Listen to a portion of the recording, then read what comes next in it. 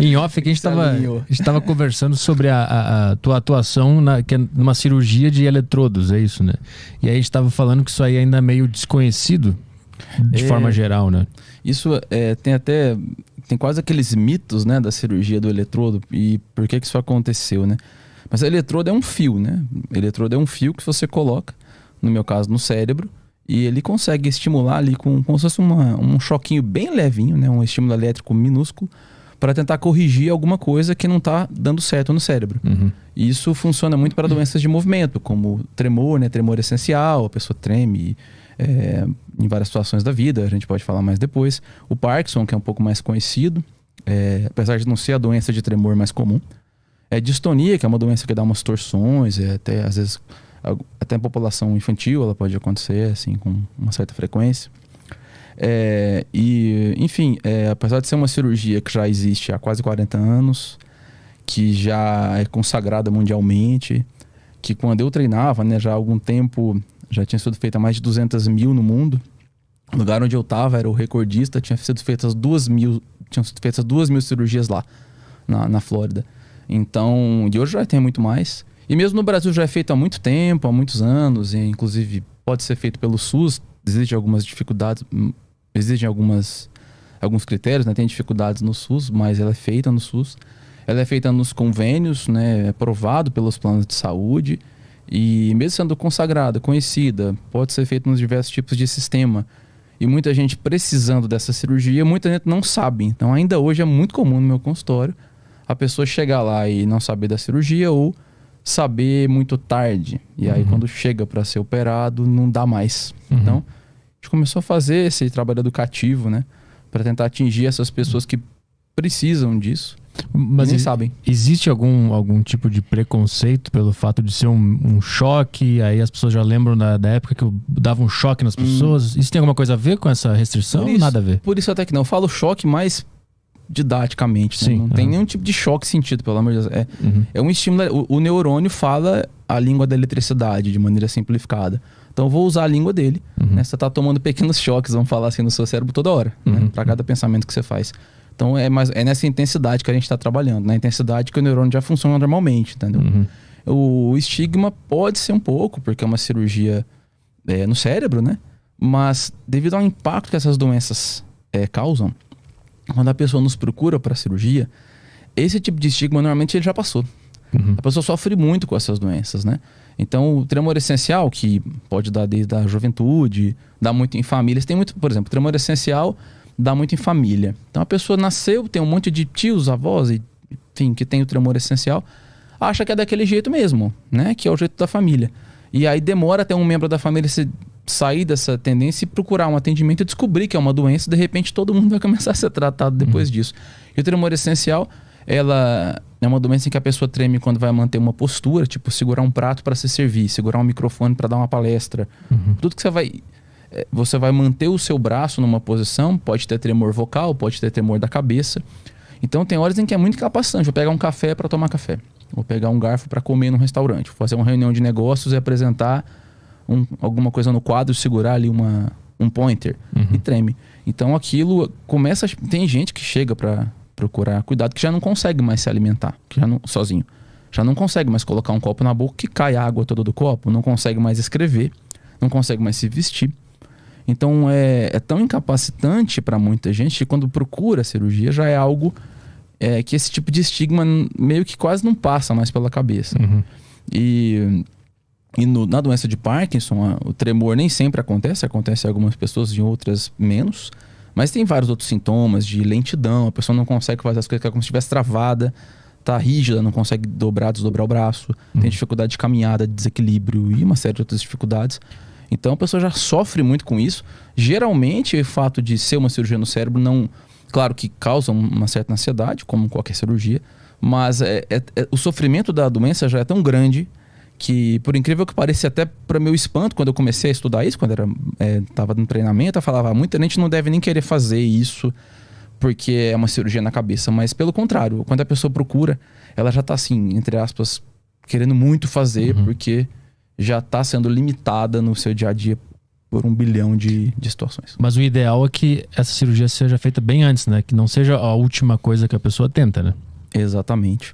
Não só o ideal, como às vezes a gente não pode fazer depois de muito tempo.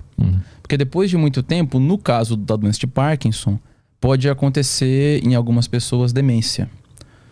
Para a gente diferenciar aqui, né? Todo mundo fala de Parkinson, Alzheimer, são 2 doenças neurológicas com nomes diferentes e isso causa muita confusão. Alzheimer é uma demência, uma dificuldade nas funções, vamos falar assim, mentais superiores, memória, organização, execução de tarefas, enquanto que o Parkinson é uma doença do movimento. Agora, existe demência em casos normalmente mais avançados ou mais em pessoas mais velhas que têm Parkinson. Então, quando o Parkinson lá na frente evolui, geralmente lá na frente evolui com demência, já não pode mais fazer cirurgia. Então, não pode chegar a esse ponto. Mas só não pode ser muito cedo, porque nos primeiros 5 anos de doença no Parkinson, você não sabe muito bem se o diagnóstico é aquele, principalmente os primeiros 2, 3 anos, porque tem outras doenças que começam idênticas e depois tomam outro caminho. Se você operar muito rápido, você vai errar o diagnóstico.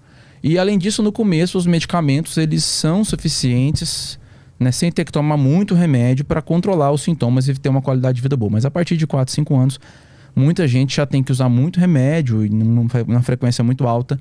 E aí a cirurgia vem com um dos objetivos controlar os sintomas e às vezes até reduzir medicamentos que a pessoa usava.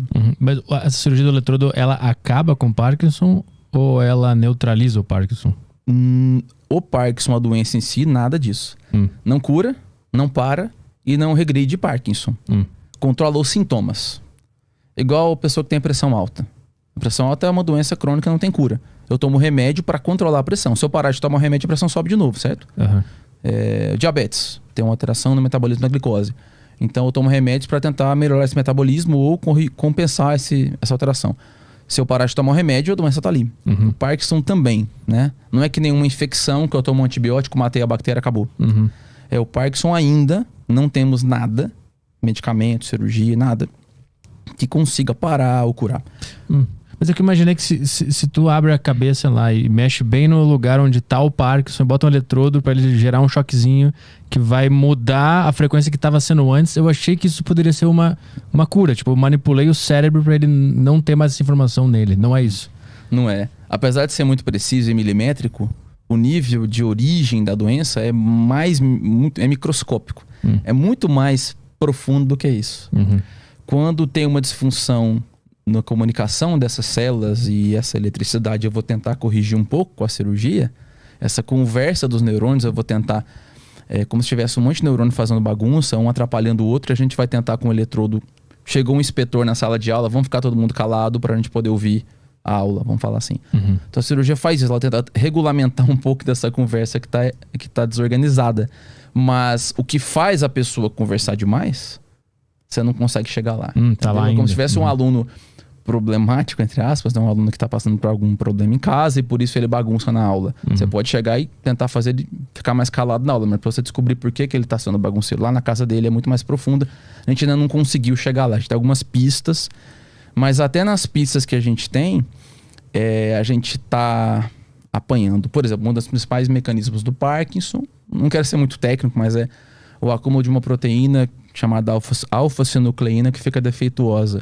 Ela se acumula como se fosse alguma coisa vamos supor, você quer cozinhar na sua cozinha. E aí começa a acumular um monte de coisa que você não precisa, ocupando espaço, não consegue mais cozinhar direito. É como se acontecesse mais ou menos isso nos neurônios com o acúmulo dessa alfa-sinucleína defeituosa, porque ela não consegue se dobrar direito, então ela vai formando uns acúmulos que ficam ali, atrapalhando. Então alguns tratamentos estão sendo tentados para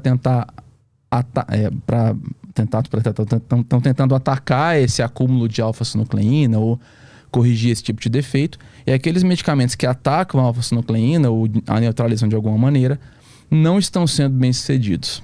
Tiveram alguns estudos recentes nos últimos anos de medicamentos que atingiu essa proteína e tudo de alguma maneira direta ou indireta e infelizmente não teve resultado nos sintomas. Ou seja, ainda estamos apanhando com esses mecanismos mais profundos, no caso da doença de Parkinson, para tentar resolver a causa e, quem sabe, o neurônio voltar a fazer o que ele deveria fazer. E essa dificuldade de comunicação do neurônio, também no caso do Parkinson, é por causa da falta da famosa dopamina.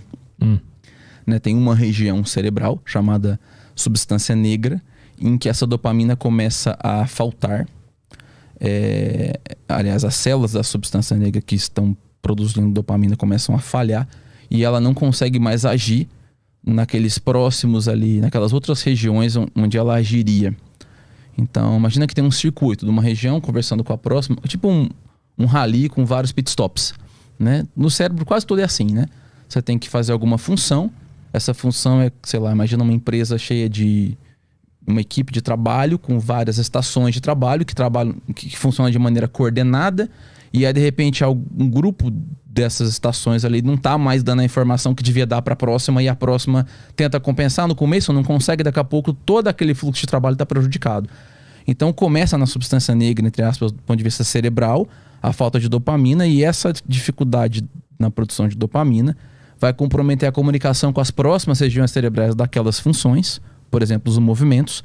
E aí, por causa disso, os movimentos vão ficar paralisados, ou lentos, ou vai ter rigidez, ou vai ter tremor. Então, o tratamento visa muito hoje ainda repor a dopamina de um modo sintético, ou evitar que os mecanismos que destroem a dopamina façam isso, como se fosse colocar um escudo na dopamina que está ali, ou fornecer imitadores dessa dopamina para essa comunicação desses departamentos voltar a acontecer da maneira como deveria, e o movimento lá no final voltar a ser fluido, a ser eficaz.